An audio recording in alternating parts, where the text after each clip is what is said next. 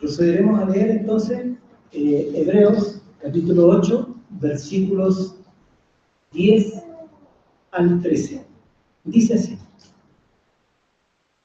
por lo cual, este es el pacto que haré con la casa de Israel después de aquellos días, dice el Señor. Pondré mis leyes en la mente de ellos, y sobre su corazón las escribiré. Y seré a ellos por Dios, y ellos me serán a mí. Y ninguno enseñará a su prójimo, ni ninguno a su hermano, diciendo: conoce al Señor, porque todos me conocerán, desde el menor hasta el mayor de ellos, porque seré propicio a sus injusticias, y nunca más me acordaré de sus pecados y de sus iniquidades. Al decir un nuevo pacto, ha dado por viejo al primero, y lo que se da por viejo y se envejece está próximo a desaparecer. Amén. Vamos a tener un momento de oración, hermanos, acompáñenme. Padre, al leer tu palabra, Señor, llena de tu sabiduría, de tu conocimiento, de ese conocimiento oculto, que los sabios y los entendidos, pero que tú, Señor, has reservado para aquellos que te aman. Te bendigo, Señor, porque escondiste estas cosas de sabios y entendidos y las diste a los niños. Sí, Padre, porque así te agradó. Permite hoy, Señor, que esta audiencia tenga un corazón de niño para recibir la palabra, para creerla, para que ella sea alumbrada en la mente y recibida en el corazón, para que tu nombre precioso, Señor, sea glorificado, para que aquellos que te alaban no lo hagan, Señor, conforme al pacto antiguo, Señor, sino conforme al nuevo pacto, no de la letra, sino del Espíritu. Gracias, Padre, por Jesucristo nuestro Señor. Amén.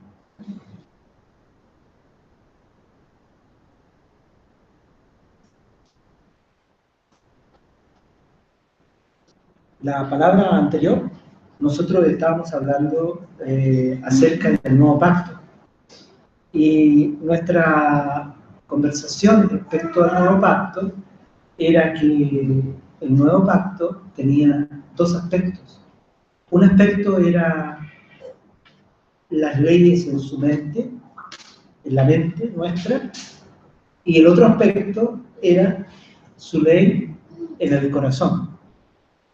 Y el fruto de este nuevo pacto era algo insospechado.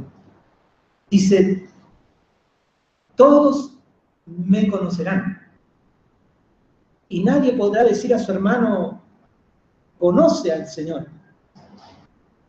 Pues todos me conocerán.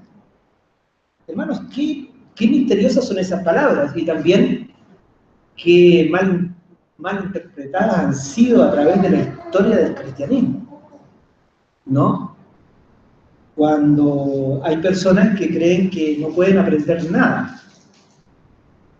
Pero quizás lo que mejor en este minuto yo podría decir que se adapta a estas palabras del Señor fue lo que dijo Pablo cuando corrigió el error que se estaba produciendo en la iglesia en Corinto.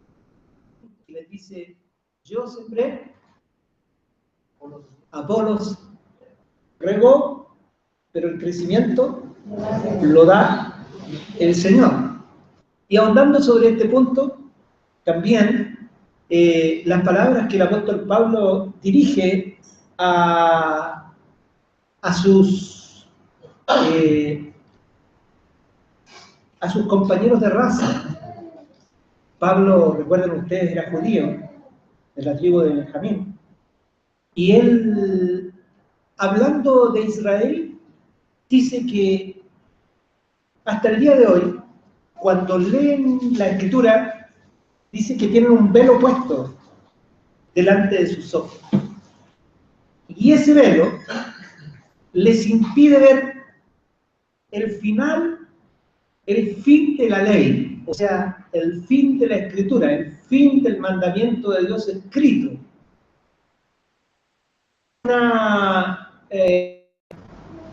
Un velo que les impide ver el fondo, pero dice algo misterioso el Señor a través de Pablo. Dice, pero cuando se conviertan al Señor, el velo caerá. Cuando se conviertan al Señor, el velo caerá. Hermanos, en el mundo cristiano, como nosotros lo conocemos, el cristianismo ha tomado varias formas, pero quizás la principal forma que ha tomado es la forma del judaísmo. Y si nosotros vemos los frutos de esa forma, vamos a encontrar hoy día en el cristianismo lo mismo que había en el judaísmo. ¿Qué quiero decir? Una religión profundamente escritural, profundamente basada en la escritura, pero que le atribuye a la escritura algo que la escritura nunca puede tener, porque no es Dios, ¿no? Y aquí dice, y todos me conocerán. Cuando ustedes ven cómo los judíos procuran estudiar la Biblia, yo cuando conocí la forma en que ellos estudian la Biblia, la verdad es que es sorprendente. En Israel hay personas que trabajan mediodía y viven pobremente porque el otro mediodía lo usan, se van a un lugar especial a solamente leer la Biblia y están 6 a 8 horas diarias leyendo detenidamente la Biblia y estudiándola. Nosotros casi llegamos a esa altura, pero bueno.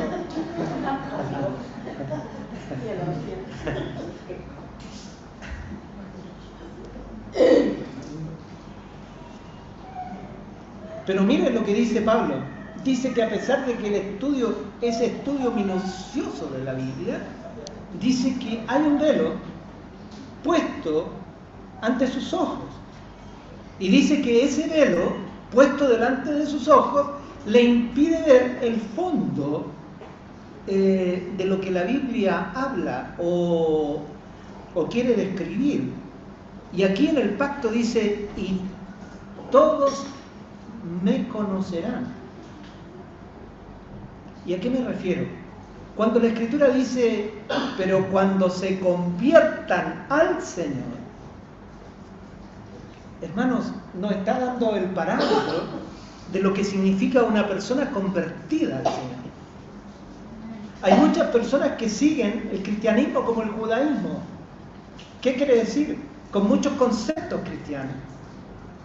Hay muchas escrituras y hay mucha y muy ortodoxa y muy válido. Pero, digamos, el cristianismo es una serie de conceptos bíblicos que están muy arraigados en la mente y el corazón de las personas. Pero ya ven ustedes que el apóstol Pablo dice que los judíos no son convertidos al Señor. A pesar de que pueden haber personas muy piadosas. ¿Ustedes saben que hay personas que son muy piadosas y no son convertidas al Señor? Bueno, yo les voy a presentar a uno. ¿Quieren que les presente a uno? Sí. Yo se los voy a presentar. En el capítulo 10 del libro de los Hechos nos muestran a un hombre que era un militar, era un capitán del ejército romano Y la Escritura dice que él era un hombre piadoso. Y él hacía justicia, hacía misericordia. Y dice que era reconocido por todo el pueblo a causa de su piedad. Era un hombre que oraba constantemente.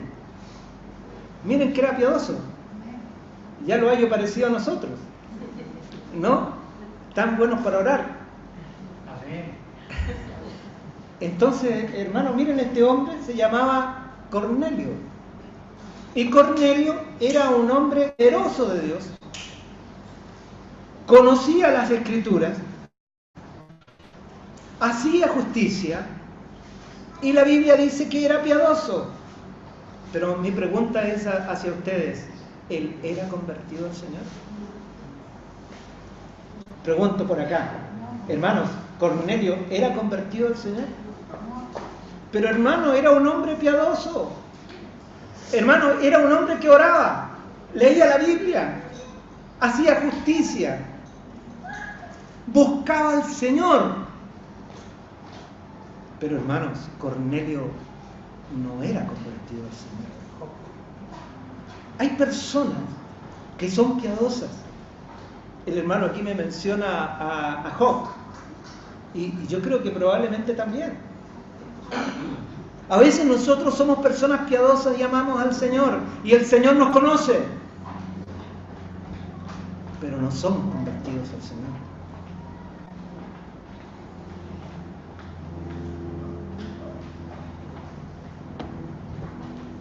No sé si alguno quiere que siga predicando, hermano.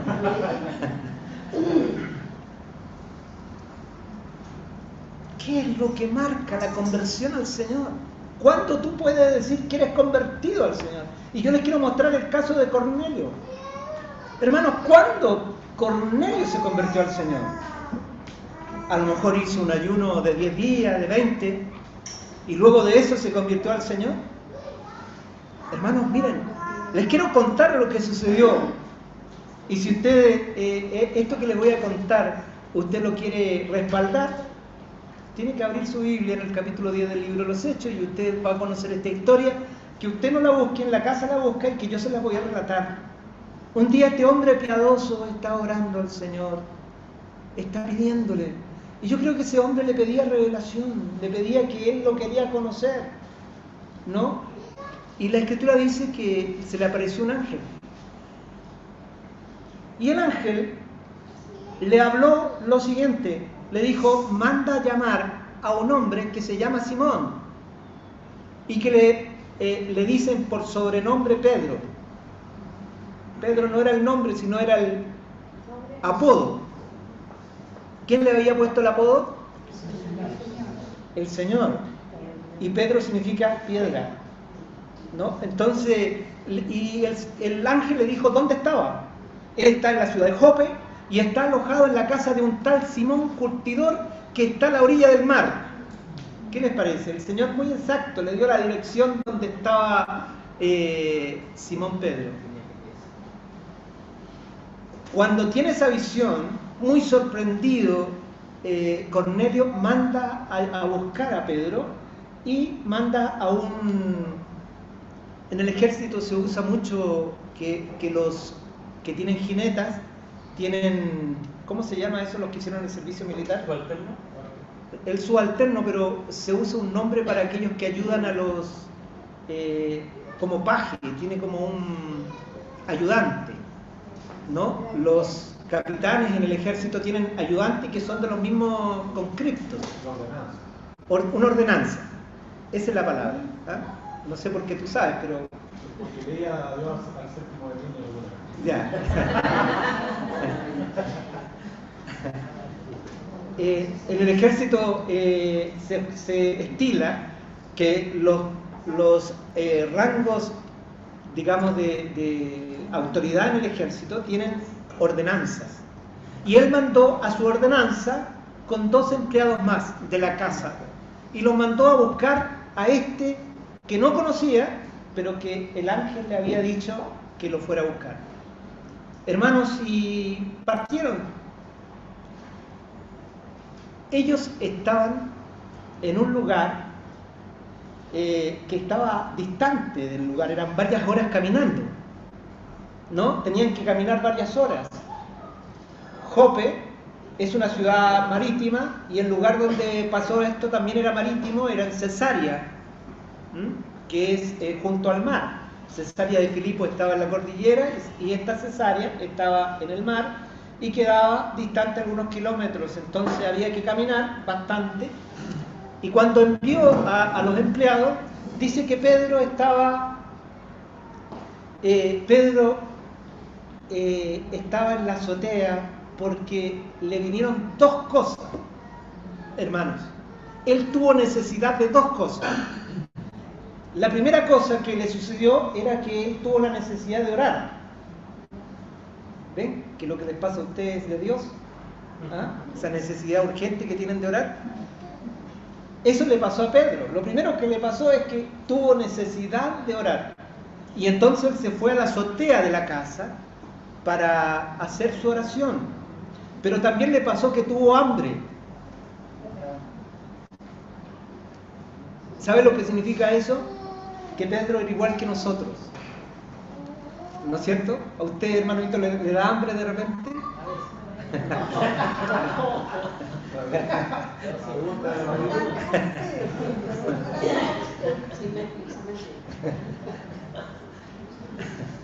Bueno, a Pedro le dio hambre. No, a Pedro. Y él estaba en la azotea, pero todavía no estaba listo el almuerzo y ahí estaba orando con un diente largo, hermanos. Y en ese momento, él tiene una revelación. Y la Escritura dice que bajó como una sábana del cielo, atada por los cuatro costados, y él era como este paño que ustedes ven aquí atrás, ¿no? Y ese paño, que era como una sábana, miren lo que dice, era como una sábana, como esta que está aquí atrás, y dice que la sábana había todo tipo de animales, incluso serpientes y animales inmundos para los judíos. Ustedes saben que los judíos no podían comer cierto tipo de animales, el chancho, ¿no es cierto? O algún tipo de reptil, incluso los peces que son reptilianos, no se podían comer según la Biblia. Ustedes saben eso, ¿no es cierto? ¿Alguien me podría nombrar algún pez reptiliano? El congrio, ¿no es cierto? No es que no tienen cola, esa es la diferencia. No tienen escamas. Son reptiles marinos y no son peces.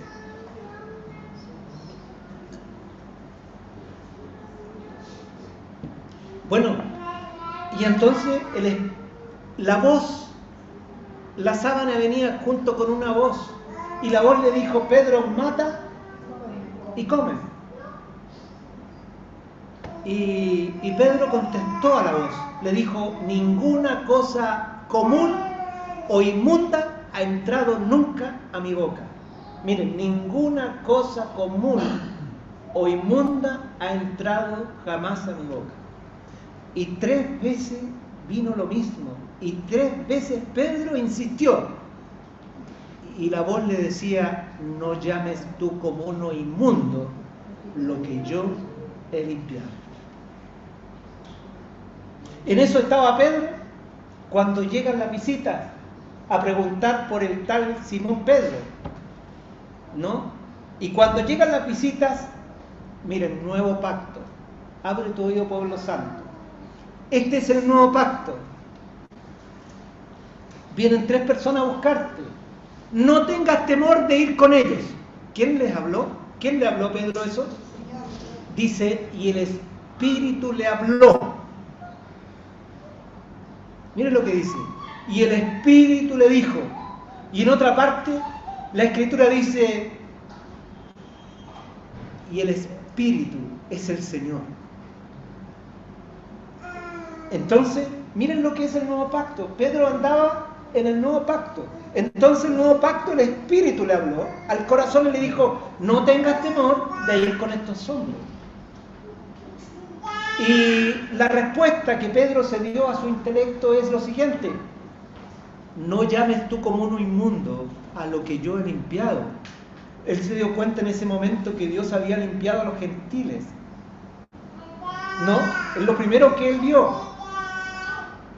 Y entonces partió y llegó a la casa de Cornelio. Y Cornelio le contó el sueño y él le contó lo que había pasado.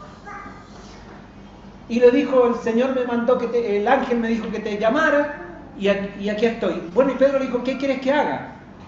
Entonces, bueno, el ángel me dijo que tú me ibas a decir palabras mediante las cuales yo iba a tener vida eterna. Entonces Pedro dijo lo siguiente. Estaba en la casa de Cornelio y él dijo, ustedes saben lo inmundo que es para mí estar aquí. ¿Qué le parece que usted invite a alguien y le diga cómo se sentiría? Y llego a la casa de la hermana Sandrita y digo, mira, tú sabes lo inmundo que es para mí. Capaz que me muestre la puerta de inmediato, me echaba. Hermano, eso lo dijo Simón Pedro a este hombre prominente del ejército, ¿no? Pero él dice, ahora me doy cuenta, pero saben, el entendimiento de Pedro todavía no alcanzaba a dimensionar esa visión que él había tenido. Y él empieza a compartir la palabra, hermano, y cuando él estaba hablando, ¿y saben cuál fue el discurso de Pedro? ¿De qué habló Pedro? Pedro habló de 4 o 5 cosas. Primero, él habló la vida perfecta del Señor Jesús. Segundo, él habló que él murió en una cruz y fue sepultado. Tercero, él habló que fue resucitado de los muertos. Y cuarto, que él se sentó a la diestra del poder en las alturas. Hermanos, ese es el Evangelio, ¿no? El Evangelio no es solamente que Cristo murió en una cruz, sino también que él vivió una vida santa, perfecta. No es solamente que él vivió una vida perfecta, sino que la tumba no lo pudo retener. Él murió, fue sepultado y al tercer día resucitó. El Evangelio también dice que después de 40 días de haber compartido con sus discípulos, fue levantado al cielo. Y cuando Pedro terminó hasta ese lugar, la Biblia dice que el Espíritu Santo descendió sobre ellos, tal como había sucedido en el capítulo 2 del libro de los Hechos. Solamente que había una diferencia, hermanos. Los que estaban congregados en Jerusalén el día de Pentecostés, en el capítulo 2 del libro de los Hechos, eran judíos o prosélitos judíos. Pero en este lugar, la mayoría de los convocados eran gentiles. Y cuando Pedro empieza a escuchar a esa gente hablar en lenguas y hablar de la magnificencia de Dios por el Espíritu, él dice, ahora entiendo plenamente lo que Dios me quiso decir, que Jesús no solamente murió por los judíos, sino murió por todos los hombres. Hasta ese momento el entendimiento de ellos era que Jesús había muerto por los judíos, por su pueblo. Más aún, el Señor mismo les había prohibido predicar fuera de los ámbitos de Israel en un primer momento cuando él estaba en vida. Pero antes de partir, él les dijo, ir por todo el mundo y predicar el Evangelio a toda criatura. Esas palabras que el Señor Jesús había dicho, ellos todavía no lo entendían. Cuando va al capítulo 10 del libro de los Hechos, ellos todavía no entendían que Jesús había muerto por todos los hombres, hermanos. Entonces ellos ni por casualidad se habrían atrevido a predicarle a un gentil, porque hubiera sido pecado. Hermanos, porque cuando la iglesia de Jerusalén supo que Pedro había ido a Cesarea y había entrado y se había quedado en la casa de un gentil y les había predicado el Evangelio, ellos se escandalizaron. Y cuando Pedro llegó le pidieron explicaciones. Danos explicaciones, ¿qué pasó? Entonces Pedro tuvo que contarles lo que había sucedido y los hermanos dijeron, nosotros no sabíamos que también Cristo había muerto también por los gentiles, mis hermanos. Pero lo que yo les quiero mostrar aquí, que ese día cuando el Espíritu Santo descendió sobre Cornelio y su familia, entonces ellos no solamente fueron piadosos, sino que fueron convertidos. Cuando Cristo aparece en tu corazón revelado, cuando tu mente es alumbrada por el Espíritu Santo para saber que quien está en tu vida es el mismo Señor, que tú no te has convertido a un libro, que tú no te has convertido a conceptos ni a oraciones, ni a prácticas, ni a domingos, sino que tú te has encontrado con el Dios vivo en la persona de Jesús. Es cuando se te ha revelado Jesucristo. Hermanos, la conversión es cuando hay revelación de Jesucristo. Cuando no hay revelación de Jesucristo, entonces hay discusión de términos. Entonces discutimos por el punto y la coma. Entonces nosotros hablamos quién tiene la razón sobre un versículo bíblico u otro. Pero ¿saben? Cuando nosotros, hermanos, cuando nosotros vemos al Señor Jesús, en ese momento entramos en comunión. Porque cuando tú tienes al Señor, cuando el Señor Jesús se revela, hermanos, la revelación del Señor Jesucristo tiene varias dimensiones. Yo le voy a decir primero 2 dimensiones para empezar, y luego le voy a hablar de otras 4 dimensiones. La primera dimensión de la revelación del Señor es cuando tú lo conoces como tu Salvador, ¿no? Cuando Él aparece en tu vida en forma intempestuosa, sin agenda, sin que tú lo hayas programado, sin que alguien diga tal día tú vas a conocer al Señor. El Señor llegó a tu vida, apareció. Tú no querías incluso, pero el Señor se te apareció en el camino como el Salvador. Tú estabas como en el océano, ahogándote. Mirabas hacia tu alrededor, no había barco ni persona que te salvara, y apareció el poderoso Salvador. Jesús es el poderoso Salvador. Amén. Hermanos, la primera revelación de Cristo es de aquel que te echa la mano, ¿no? Y te levanta. Levanta tu cabeza, levanta tu corazón cuando estás perdido. Amén. Hermanos, cuando no hay esperanza, cuando nadie cree en ti, cuando a causa de tu vida pecaminosa, aún aquellos que te quieren ya te miran de lejos, cuando nadie te quiso amar, Jesús te amó. Eso es el Salvador. Hermanos, se te revela aquel que te ama, que te ama, que te ama y que te amó aún cuando tú lo escupías y tú vivías de espaldas a Él. Cuando se revela ese Salvador, el corazón se rinde a Él y tú estás dispuesto a servirle. Y tú dices, Señor, te entrego mi vida, qué dulce es servir a quien te ama.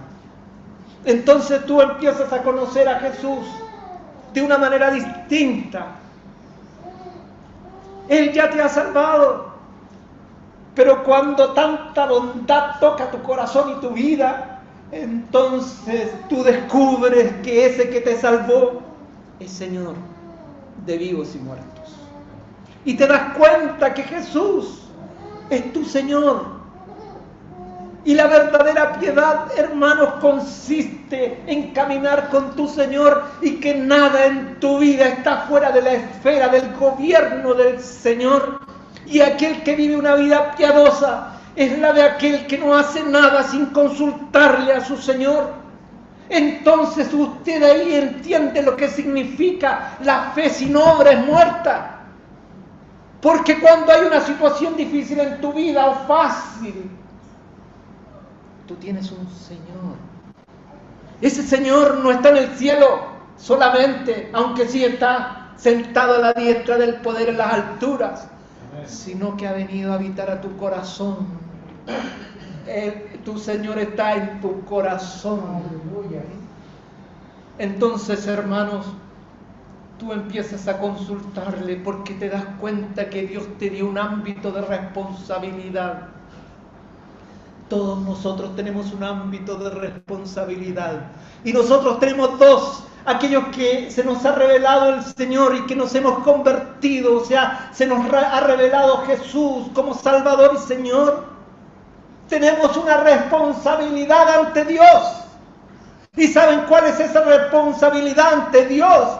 La responsabilidad que tú tienes ante Dios es poner todo el ámbito de tu responsabilidad a los pies de Jesús. ¿Y cómo el creyente pone todo lo que está en el ámbito de su responsabilidad bajo el gobierno de Jesús? Cuando tú no haces nada sin Él. Hermano, el Señor dijo: sin mí, repitámoslo, sin mí, nada puedes hacer. Todo lo que tú haces sin Él es pecado. No, yo soy experto para las ventas. El Señor que me ayude a que traerme los clientes nomás, pero yo aquí los tengo y soy como hacha para vender. Les vendo el aceite, les vendo hasta un repuesto le puedo vender, hasta el mecánico. No crean que estoy hablando de alguien aquí. Hermano, el ámbito de responsabilidad del hermano que tiene un negocio, también el Señor quiere reinar. No es que el Señor dice: ya te di esto, entonces ahora tú gobiérnate y manéjalo bien. No, hermano, nosotros tenemos un Señor y tiene el reino tiene que llegar a esas cosas simples. Y cuando tú le empiezas a contar todo al Señor, el Señor te empieza a dar luz de todo. Y cuando tú le obedeces, entonces la fe que tú tuviste para llevar ese ámbito al Señor se transforma en una obra.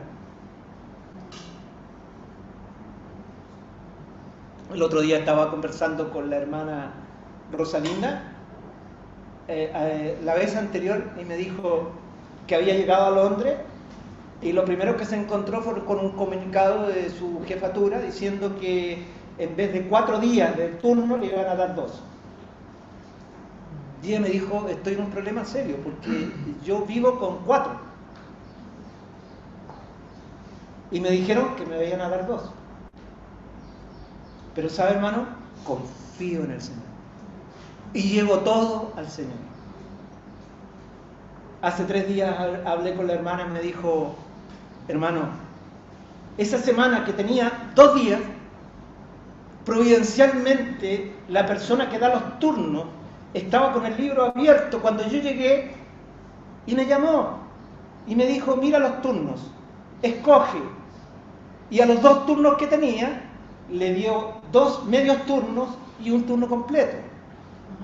Pero no solo eso, cuando fue el medio turno, a la mitad del día le dijo: ¿te podrías quedar todo el día? Y al otro día, al otro medio turno, ¿te podrías quedar todo el día? Y en vez de hacer 4 hizo 5 turnos. Entonces la hermana se gozaba tanto. Qué maravilloso, decía ella, es confiar en el Señor. Un creyente conoce a alguien que no conoce el señorío de Cristo y no camina con el Señor, no lo va a conocer nunca. Pero cuando tú llevas tu responsabilidad y te das cuenta que tienes un Señor y esas cosas que has hecho siempre como rutina, hoy día no son rutina, sino que están bajo el señorío de Cristo, entonces tú traes el señorío diciéndole: Señor, ¿qué quieres que haga? Señor, ¿qué vamos a hacer? Y esto en todos los ámbitos. ¿Cómo nos reunimos? Hermanos, yo siento en este tiempo que nosotros tenemos que estar llenos de preguntas. Nosotros tenemos que estar llenos de preguntas. Hoy día nosotros tenemos que estar llenos de preguntas, no llenos de respuestas. ¿Cómo nos reunimos? ¿Está bien cómo ponemos la silla? ¿Está bien cómo se sientan los músicos? ¿está bien que usemos electrónica para los... Ya estoy yendo más.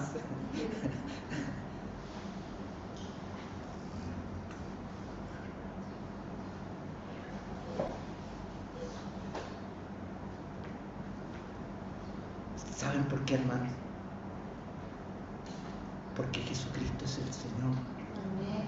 Y a veces nosotros nos hacemos tan profesionales que pensamos que como no sabemos la Biblia y no sabemos los principios, entonces ¿a qué consultar? Ya me sé todo. Si yo soy contador, no, yo con esto me... ¿Cuál es la palabra que se usa? Dice, me peino. Dice alguno que es contador, no sé quién.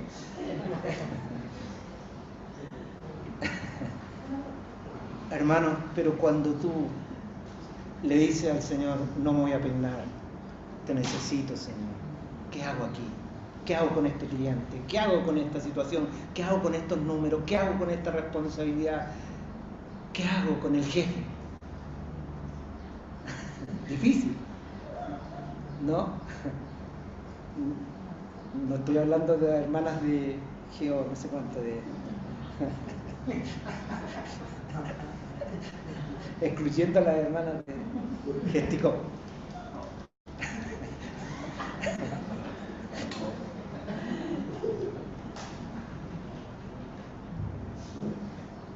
Entonces, hermanos, se nos ha revelado Jesús como Señor. Qué difícil es poder comprender que la fe sin obra es muerte. Qué difícil. Y a veces uno le quiere encontrar forzar la interpretación de esa palabra. Pero ¿saben? Esa palabra tiene una interpretación tan preciosa en la vida diaria de un creyente, en los hábitos de tu vida, en las cosas sencillas que te pasan en tu casa como esposa, como madre, como dueña de casa, que te pasan como hijo, como estudiante, como trabajador. En esas cosas simples que nos pasan, nosotros nos empezamos a debatir con situaciones tan fuertes en nuestra vida como nuestra naturaleza humana. ¿Saben? La naturaleza humana tiene diferentes humores. De pronto nosotros tenemos humores o tendencia a la depresión. El hombre caído, hermano, tiene muchas tendencias. Yo no sé si a usted le pasa eso, pero a veces la depresión es tan fuerte que aún usted le quiere dar vuelta la cara al Señor. No le ha pasado a nadie aquí, pero bueno, hay algunos que les pasa eso, hermanos. Pero saben, hermanos, aún en tu depresión, Jesucristo es el Señor y se lo puedes hablar y se lo puedes decir. El Señor no se tardará en agarrarte de un brazo y tirarte hacia arriba. Hermano, ¿por qué? Porque Él está contigo. Hermanos, cuando la Escritura dice que Él es el sumo sacerdote que se compadece de nosotros, ¿sabes cómo el Señor ejerce su sacerdocio? En el cielo ora por ti, pero en la tierra hace lo que tú no puedes hacer. ¿Me entienden, hermanos? No es solamente que intercede en el cielo por ti, sino que toma tu vida desde dentro y hace lo que para ti es imposible. Pero cuando tú le das luz y autorización para hacer ello, cuando tú vives el nuevo pacto, cuando tú te das cuenta que el nuevo pacto no es solamente conceptos que se aprenden y que son válidos y que son para la mente alumbrada por el Espíritu, sino que también es que Él vive dentro tuyo y Él es capaz de llevarte adelante y presentarte el día en que tengamos que estar ante el tribunal, ante el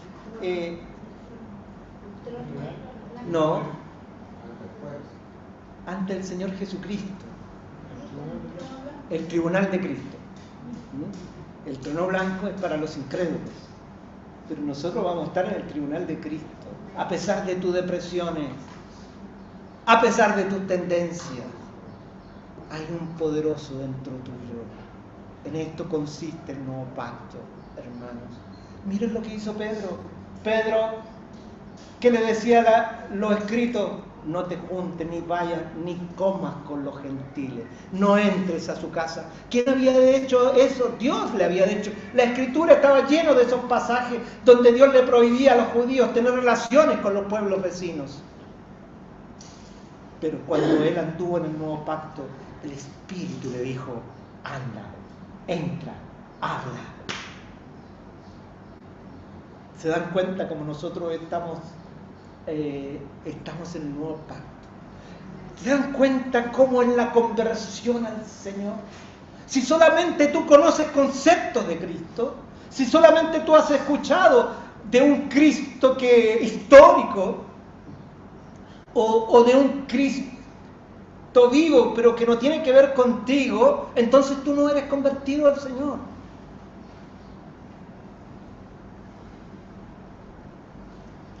Cornelio se convirtió cuando se le reveló el Hijo de Dios. Lo que Dios nos ha llamado es a conocer a este Señor, es a conocer a Cristo, es a caminar con Él, hermano, es no andar por apariencias, es no conocer las cosas por lo que nos dicen, es no conocer las cosas ni discernir las cosas por nuestra mente humana, hermanos, ni por nuestros conceptos humanos, ni por lo que nos dicen al oído, sino cuando nosotros caminamos con el Señor puede mostrarnos en un paquete feo su camino y en un paquete bonito al diablo. Cuando el creyente anda bajo la luz del Señor y realmente es convertido, entonces sus ojos están fijos en Cristo. Sus ojos no están puestos en los hermanos, no están puestos en nadie más que en el Señor. Y Dios te transforma en un árbol. Fíjense, queridos hermanos, que cuando Dios creó a Adán y Eva,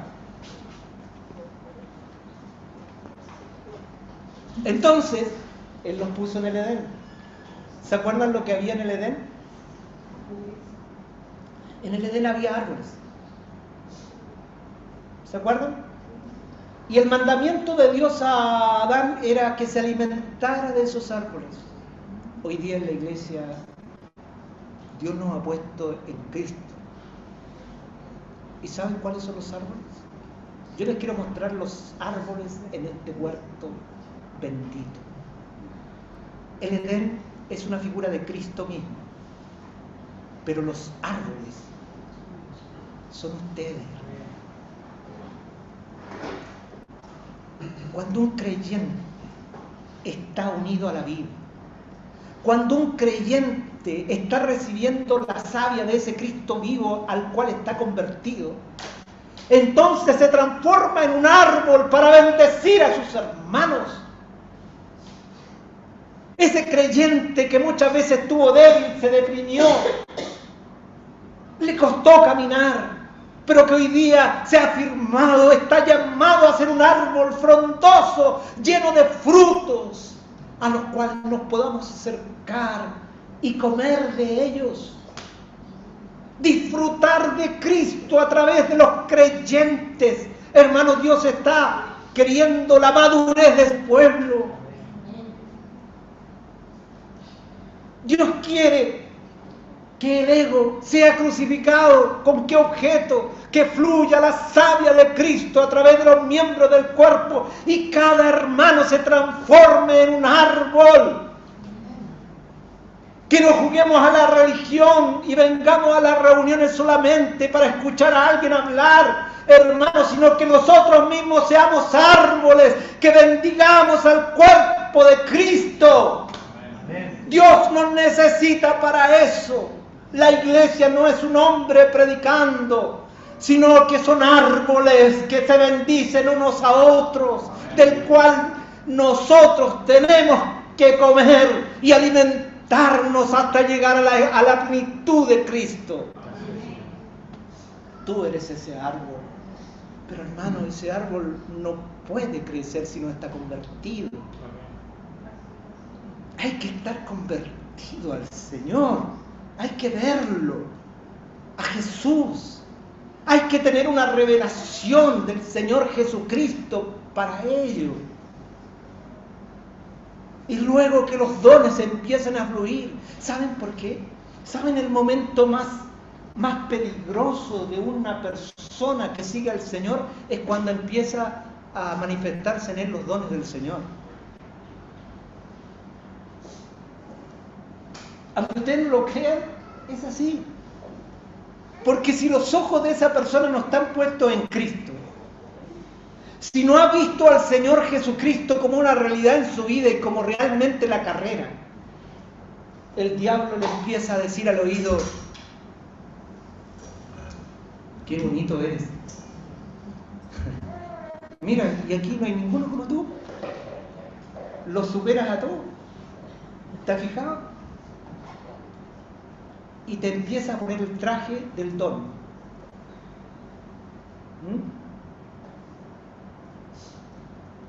Y cuando una persona se pone el traje del don, lo primero que sucede, yo le voy a decir lo primero que sucede, se desviste de Cristo. El apóstol Pablo decía que él podía vestirse con muchos trajes. Él decía que era hebreo, que era de la tribu de Benjamín, había sido circuncidado al 8º día, que era de la secta de los fariseos, que era intachable en cuanto a la ley. Hermanos, todos esos son trajes de los cuales él podría gloriarse.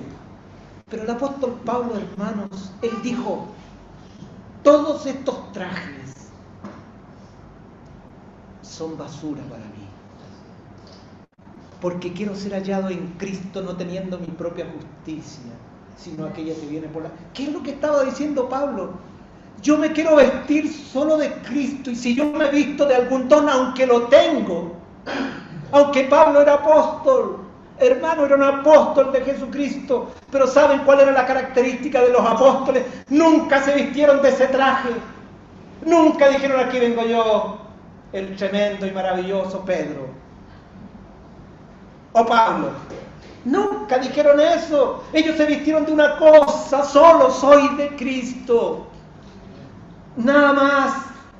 Y usaron el don que tenían para la gloria de Dios, para engrandecer el nombre de Jesús. Pero cuando se trataba de la comunión de la iglesia, ellos eran simplemente aquellos que necesitaron a Cristo para su salvación y para su vida. Hermano, cuando tú quieres ser un árbol que fructifique, lo primero que te tienes que desvestir es de tus dones. Qué lindo es que tengas dones, que me alegra que surjan hermanos y empiecen, porque todos nosotros tenemos dones. Y qué bendiciones cuando un hermano empieza a manifestar esos dones y esas gracias.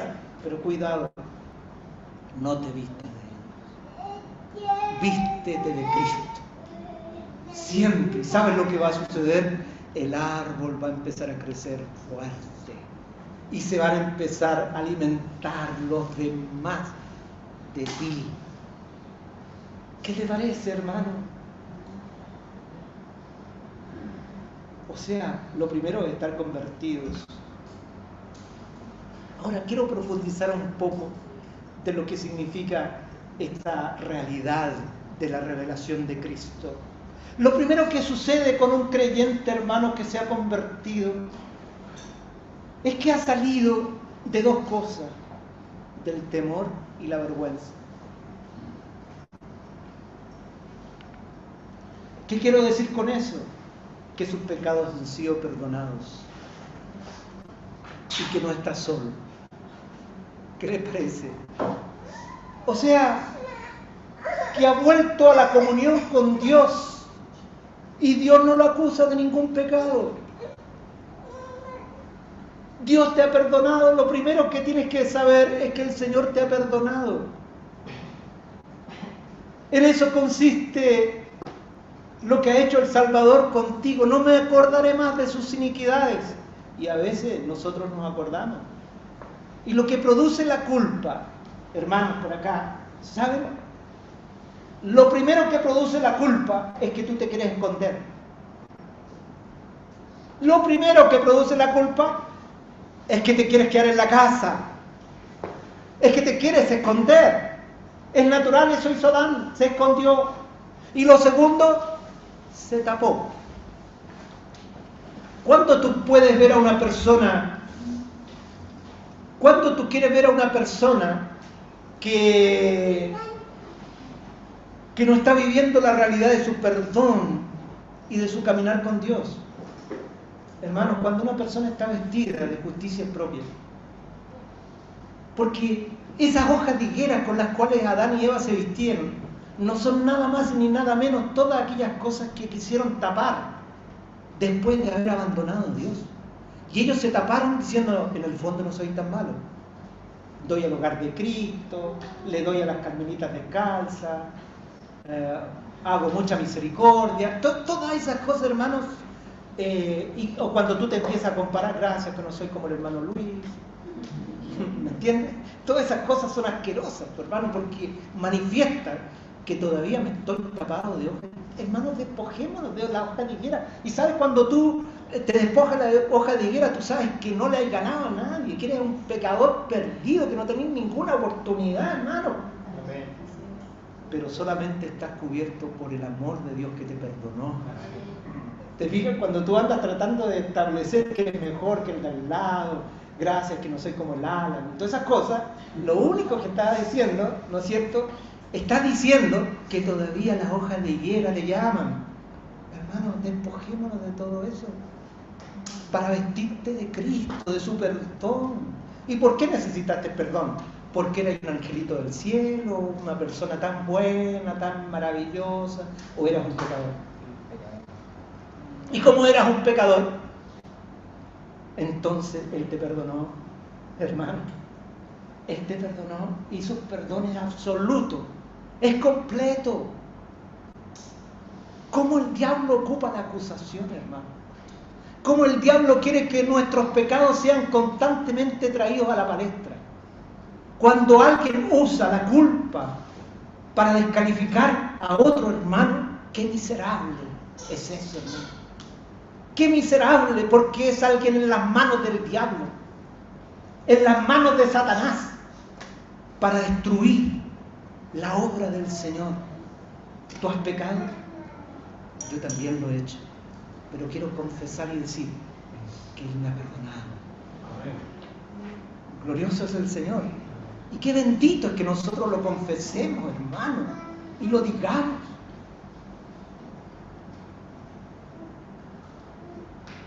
Y no nos vistamos de ninguna otra cosa más que de Cristo. Qué revelaciones al corazón saber que la sangre de Jesús es suficiente para limpiarnos de toda maldad. Y que esa sangre perpetua nos cubre y nos presenta ante Dios sin mácula y sin pecado. Y es para los creyentes, para los que creen. Bendigo al Señor, hermano, y maldigo a aquel que fue maldecido desde un principio, que sigue actuando, acusando a los hermanos. Y yo te quiero decir, hermano, nosotros no podemos permanecer escondidos ni vestidos de hojas de higuera. Es el tiempo, hermano, de vestirnos de Cristo, de su sangre preciosa, de la cual cada domingo hacemos memoria, diciéndonos que ella nos ha limpiado todo pecado, que ella ha sido suficiente no para solo nuestros pecados pasados, sino aquellos que también siendo creyentes hemos cometido. Qué preciosa es la iglesia que se levanta, hermano, como Pedro, el día que predicó en Pentecostés y dice: a este Jesús que ustedes crucificaron. ¿No les parece rara esa predicación? Siendo que algunos pocos días antes él mismo había negado al Señor. Hacía poco más de un mes que él le dijo: ni lo conozco, ni sé quién es. Y después dice: a este Jesús que ustedes. ¿Por qué dijo eso, hermano? Porque él había sido perdonado. Y cuando el Señor te perdonó, no hay nada más que hacer. Eso es lo que la iglesia le dice al diablo y le responde: la sangre de Jesús es eficaz. Y muestra su eficacia para mantenernos en esa posición, hermanos, Y esto necesita la revelación de Dios para ya no andar más escondido ni tapado con hojas de higuera, sino cubrirte de Cristo. El segundo aspecto, hermano, sobre el cual hago hincapié, es en el caso de la cruz. Cuán necesario es que se nos revele la cruz. No solamente en cuanto a nuestra beneficencia, sino en cuanto a lo que el Señor Jesús tuvo que enfrentar ese día. Él tuvo que enfrentar la vergüenza. Ojo, Él enfrentó la vergüenza. Él murió como un criminal. Esa cruz no era para los buenos, era para los delincuentes, para los ladrones, para los asaltantes. Cuando Jesús, tú lo contemplas en la cruz, tú ves al que llevó nuestra vergüenza. Era una vergüenza morir en la cruz. Esos dos hombres que murieron al lado del Señor, murieron por sus culpas. Ellos sabían que eran sus delitos y llevaban su vergüenza colgando de una cruz. Pero aquel que no tenía delito y no tenía pecado, la llevó por nosotros. Hermanos, y si Él, miren lo que el Espíritu Santo nos hace ver al mirar la cruz. Si aquel que nos amó de tal manera, menospreció su vida y la dio colgando de una cruz, ¿no será hoy día mucho que tú tomes el lugar junto a Él en la cruz para que Él viva? Jesús murió para que nosotros viviéramos. Hoy día el pueblo de Dios toma la cruz para que Él viva. La única forma que tiene el Señor de manifestarse en la humanidad es a través de tu pueblo, a través de su pueblo, a través de estos árboles benditos, mediante el cual el Señor Jesús se manifiesta. Estos árboles que tienen una savia, y esa savia es Jesús. Pero es imposible si tú no conoces, si no se te ha revelado la cruz que tú tienes que llevar. Toma tu cruz. ¿Saben lo que es tomar tu cruz? Mi cruz es esa misma donde Cristo murió. Esa es mi cruz. Y Jesús no puede vivir a través de mí si yo no ocupo ese lugar que Él dejó para mí. Es esa misma cruz. Oh, cuánto necesita su pueblo ver esa cruz. ¿Cuánto necesita su pueblo ver esa cruz para que tú no te des cuenta que Dios te ha salvado para tú seguir viviendo una vida de pecado y seguir viviendo una vida para ti mismo? Sino al ver esa cruz te das cuenta que Él murió para que ahora la vida, que es Él, que Él es la vida eterna, se manifieste a través de tu cuerpo mortal. Pero eso te lo deja el Señor a ti. Él nunca va a escoger la cruz por ti. Quiero explicarte, Él nunca te va a obligar a ir a la cruz. A esa cruz se va por amor. Es cuando se te ha revelado el Hijo de Dios y su amor manifestado en la cruz que tú dices, yo quiero también. Yo quiero esa cruz.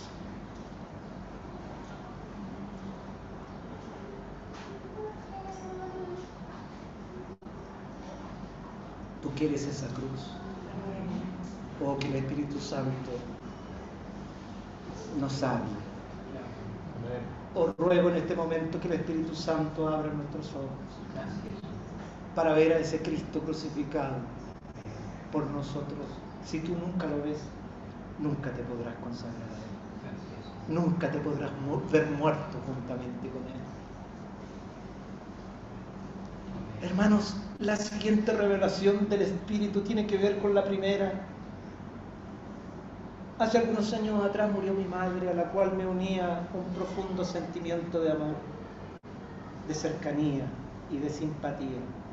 Pero el día que ella murió, yo no pensé dejar en el living de mi casa, no, sino que tuve que llevarla primero fue el funerario y después fue la sepultación. A pesar que la quería, ¿no? Cuando alguien muere, ¿dónde se va? Aunque tú lo quieras mucho, pues es al cementerio. Cuando Cristo murió, fue sepultado. Cuando tú tomas la cruz, entonces tú también eres sepultado juntamente con Cristo. Y tú le puedes responder a tu cuerpo mortal cuando te pide, cuando empieza a decir que tienes derecho a ser feliz, tú le tienes que contestar: el muerto que está sepultado ya no tiene ni voluntad, ni deseos, ni hace calor, ni frío. Está en la tumba. Qué glorioso es que Dios te revele esa realidad. En tercer lugar, también tiene que haber una revelación respecto al resucitado. Jesús resucitó. Y el que resucitó es el que también resucita en tu vida. No es la Carlita, la Carlita ahora está mejor que nunca. No, la Carlita está sepultada. Quien resucitó es el Señor. Ella tiene que comprender eso. Ya no resucitó ella, resucitó el Señor. El Señor resucitó, dice el himno. El Señor resucitó, aleluya. Muerte y tumba, Él venció. Cante pues la cristiandad su gloriosa majestad. Redimido soy por Él. Aleluya. Hermanos, Jesús resucitó. Y la expresión práctica en tu vida es que Él resucitó en ti. Pero ¿qué pasó con la Juanita? Cooperó. Allá está. La dejamos en la sepultura. ¿Quién vive? Cristo. ¿Quién vive? Es Cristo, hermanos. Pero la sucia ya quedó. La queríamos harto, pero ¿qué se le va a hacer? Murió. Fue sepultado. Por el otro lado quedó el marido. Muerto también. Pero ha resucitado el Señor. Cristo resucitó, hermanos. Cristo resucitó. Cuán necesario es que el pueblo de Dios pueda ver no solo la muerte en la cruz, la resurrección de Cristo, sino también su glorificación. El Señor se sentó a la diestra del poder en las alturas. ¿Y qué dice la Escritura? Que nosotros nos sentamos juntamente con Él en los cielos. Hermanos, la comunión que hoy día tenemos no es con Jesús de Nazaret. Ni siquiera es con el Cristo resucitado. La comunión que nosotros tenemos es celestial. Está allá en el lugar santísimo, el verdadero lugar santísimo, donde está Cristo sentado a la diestra del Padre. ¿Y saben con quién tenemos comunión? Sencillamente, no me voy a cachiporrear, hermano. Tenemos comunión con el Padre y con el Hijo. ¿Y sabe cómo esto se expresa en forma práctica? Dios hizo todas estas cosas porque Él quería que tuviéramos comunión con Él. Y si todas las barreras han caído, y si nuestros pecados han sido borrados, y todo lo que impedía nuestra comunión con Dios ha sido derribado, y la sangre de Jesús es la base sobre la cual nos comunicamos, ¿qué impide que tú honres al Señor? ¿Qué impide que tú trates a Dios como tu Padre y cada día le pidas que te dirija, que te hable? Cada día le permitas a Él que actúe en tu vida. ¿Todavía estás escondido y vestido de hojas de higuera? ¿Sabes? De pronto eso se manifiesta. A veces uno dice cosas, pero yo quiero decir algo que se manifiesta más claramente cuando todavía estás vestido de hojas de higuera y estás escondido. Es cuando tú no oras. No quiero imponer la oración como una ley, porque la oración es un privilegio. Hermano, la oración es un privilegio. A ver, ¿quién de ustedes mañana por la mañana a las 8 va a la calle Moneda, entre Tridatino y Morandé, y entra por la puerta de esa casa y dice: vengo a hablar con la señora Michelle. ¿Hay alguno aquí que tenga ese privilegio? No. Yo no lo tengo, hermano. Yo no lo tengo. Sí, hermano. Aquí al menos no hay ni uno. Pero quiero decirles que yo tengo entrada al trono de Dios. ¿Es más grande que el de la señora Bachelet? ¿Cierto que sí? Tú también tienes. ¿Por qué no lo visitas? Visitemos el trono. Estamos en el nuevo pacto. Deja de mirarte a ti mismo y cree. Bendito sea el Señor. Podría hablar hasta mañana, pero teniendo misericordia de todos, damos gracias a Dios que esto será suficiente y damos gracias a Dios, Señor. Voy a orar. Te agradezco, Padre, por la obra de gracia que tú has hecho en la persona de Jesucristo. Y sé que ha hablado de algunos puntos, tocándolos en forma superficial, pero queda tanto por hablar, tanto por decir. Señor, tú mismo a los hebreos le dijiste: tengo tantas cosas que hablar sobre esto, pero a causa de vuestra inmadurez es imposible hablarles. Señor, permítenos en este tiempo madurar para que podamos conocer todo tu consejo y podamos caminar a la luz de tu palabra y a la luz de tu rostro. Qué bendito, Señor, es saber que los cielos están abiertos, que nuestra comunión contigo, Padre, es en justicia y es un privilegio de los que estamos aquí y que hemos sido redimidos por la sangre de Jesús.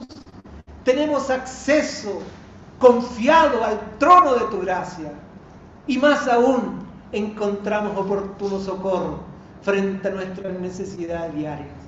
Yo te quiero pedir, Padre, revela a tu Hijo. Padre, permite, Señor, que en medio de nosotros hayan convertidos. Y no gente piadosa, no solamente gente piadosa, Señor, sino realmente convertidos, personas que conozcan al Hijo de Dios, que les haya sido revelada la persona de Cristo y se vistan de Él y se gloríen en Él y se desvistan de todo lo que no es Cristo. Señor, permítenos sacarnos los trajes de nombres eclesiásticos, sacarnos los trajes de dones que podamos tener para vestirnos solamente de Cristo. Glorifica el nombre tuyo y el de tu Hijo a través de tu iglesia. Amén. Y levanta a mis hermanos, Señor, levanta a mis hermanos como árboles en un frondoso bosque y llénanos de tus frutos, Señor, de los cuales yo mismo quiero comer. Quiero comer de estos frutos, Señor, de la vida tuya manifestada en mis hermanos.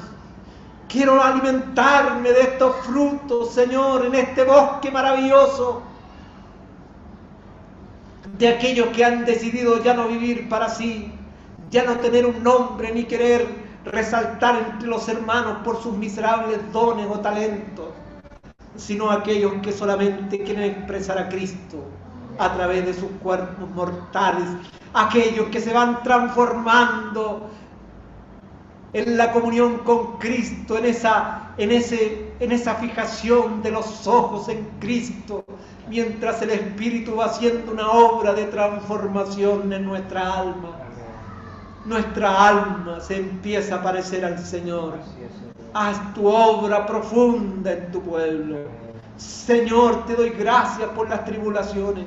Te doy gracias, Señor, por todas aquellas cosas en las cuales nos parecen injustas, todas aquellas cosas que nos suceden y que de pronto, Señor, nos cansan. Pero qué importantes son. Yo las quiero, Señor, porque yo quiero ser como tú.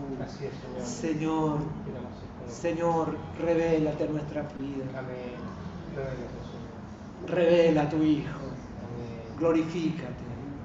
No solamente, Señor, queremos que te reveles a los que están aquí, sino a aquellos que han de venir. Amén. Yo ruego por nuestros hijos que no están Así es, Señor. y que tú has prometido estarán. Rogamos por ellos Amén. En el nombre de Jesús. para que los traigas en bloque, Así es, Señor. corriendo a su salvación y a su vida. Amén. Ruego por todos ellos. Así es. Ruego por todos ellos que en este mismo instante el diablo les impide llegar, les impide unirse a tu pueblo, Amén. ya sea por calumnia, ya sea por impedimento físico o emocional, ya sea por entretención. Señor, sacamos todo impedimento Así. para que seas tú, Señor, Amén. trayendo, Así. corriendo a aquellos que no te conocen. Amén. Así sea, Señor, frente a la infamia, quiero decirte, tú eres bendito para mí. Amén. Gracias, Señor. Gracias. Cuando tú recibiste la infamia, dijiste, perdónalos porque no saben lo que hacen. Pero frente a eso hoy día, el anhelo es más grande de conocerte y seguirte, Señor. Glorifica tu nombre. Gracias, Padre, Gracias. en el nombre de Jesús. Amén. Amén. Gracias.